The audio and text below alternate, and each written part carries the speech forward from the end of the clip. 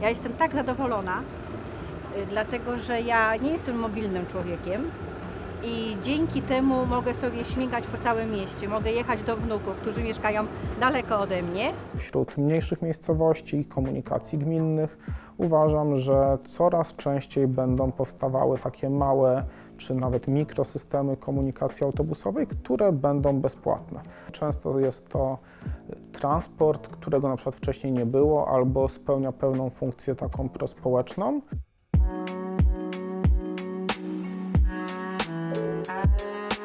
Jesteśmy w Mińsku Mazowieckim, mieście przeszło 40-tysięcznym, będącym wschodnią bramą metropolii warszawskiej. Jest powiązane zarówno społecznie, jak i ekonomicznie. Większość czynnych zawodowo mieszkańców naszego miasta pracuje w Warszawie. Podobnie edukacja na poziomie średnim i wyższym, również większość mieszkańców w tym wieku korzysta z usług warszawskich. Komunikacja miejska w Mińsku Mazowieckim ruszyła w korelacji ze strefą płatnego parkowania w styczniu 2018 roku. Początkowo komunikacja miejska była bezpłatna dla mieszkańców miasta na podstawie tzw. karty mieszkańca, a od roku 2022 komunikacja miejska jest bezpłatna dla wszystkich, niezależnie od miejsca zamieszkania czy od wieku. W zakresie transportu zbiorowego uważam, że on powinien być z założenia dobry, wysoki jakościowo. I teraz powstaje taki dylemat, czy jeżeli coś robimy za darmo, to nie ucierpi na jakości, którą oferujemy naszym pasażerom, klientom, mieszkańcom. Jeżeli ten transport zbiorowy jest na odpowiedniej jakości, przez to, że on jest darmowy, nie traci i mamy dalej fundusze jako miasto, jako organizator, żeby dokładać na przykład kursy, bo ludzie będą chętniej korzystali z transportu zbiorowego, no to wtedy uważam, że jest to rozwiązanie, które można rozważyć. Na sieć komunikacyjną naszego miasta składają się 4 linie komunikacyjne o średniej długości 14 km. Zatrzymują się one na blisko 130 przystankach. W tej chwili na flotę składa się 12 autobusów klasy Maxi. To są 12-metrowe autobusy, które dopiero w pełni zaczynają odpowiadać zapotrzebowaniu na tą usługę w naszym mieście. Klonowa Osiedle.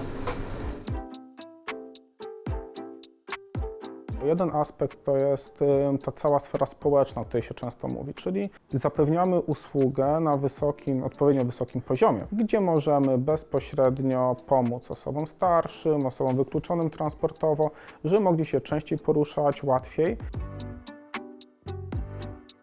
Dla takiego emeryta, który na przykład musi gdzieś tam podjechać, mieszka gdzieś tu, prawda, a podjechać do szpitala i na przykład jeździ na rehabilitację, gdzie jeździ na przykład codziennie, prawda, no to jakby chciał na piechotę, to mu ciężko. A tak to sobie siądą w autobus, przejadą się i no, świetna sprawa. Z chwilą uruchomienia komunikacji miejskiej tak jakby uwolniliśmy mieszkańców, którzy do tej pory byli wykluczeni komunikacyjnie w granicach miasta. Mam tutaj na myśli przede wszystkim seniorów mieszkających w peryferyjnych dzielnicach, które jeszcze kilkadziesiąt lat temu były podmiejskimi wioskami, a gdzie mieszkańcy byli skazani tylko i wyłącznie na transport indywidualny organizowany przez członków rodziny czy przez znajomych, ale również gro naszych pasażerów to jest młodzież szkolna. A dla młodzieży jaka fajna sprawa. Przecież jak mamy tam daleko chemik, a jak ktoś, takie to liceum, a jak ktoś mieszka z tej strony miasta, no to naprawdę to jak miał śmigać na piechotkę, to współczuję tak codziennie, 2 razy dziennie. A tak jak sobie podjedzie, o, już siadamy, jedziemy.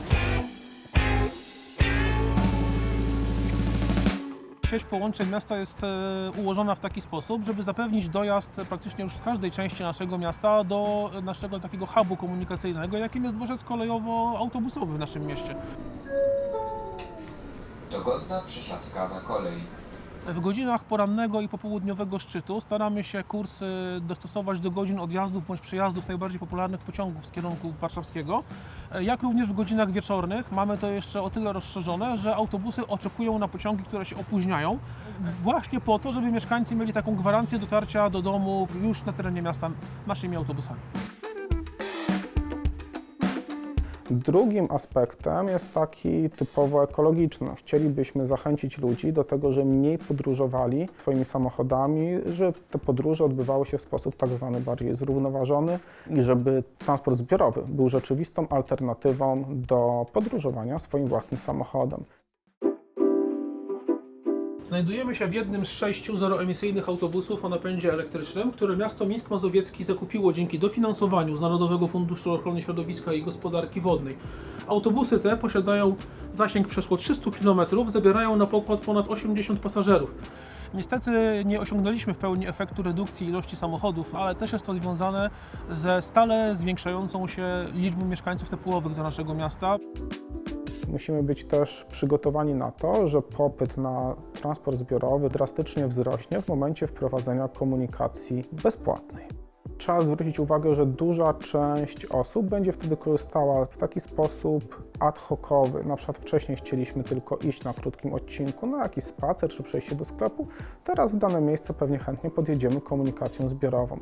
Będzie to powodowało zwiększenie ilości pasażerów w pojazdach, co może się przełożyć bezpośrednio na tłok, dużo większe zapotrzebowanie, co będzie się wiązało też z pogorszeniem jakości, komfortu podróżowania.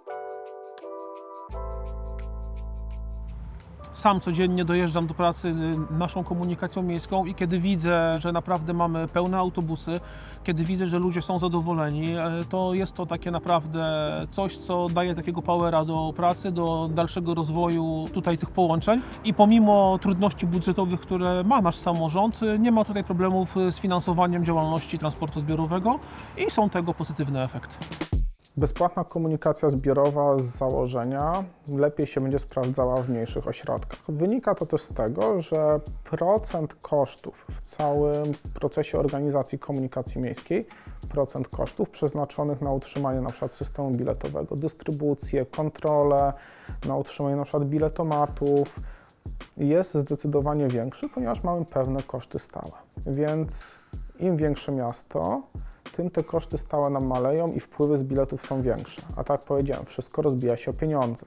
Natomiast im większa miejscowość, im ta sieć komunikacji miejskiej była taką siecią z prawdziwego zdarzenia rozbudowaną dużą, tym w rzeczywistości jest ciężej utrzymać odpowiedni poziom usługi.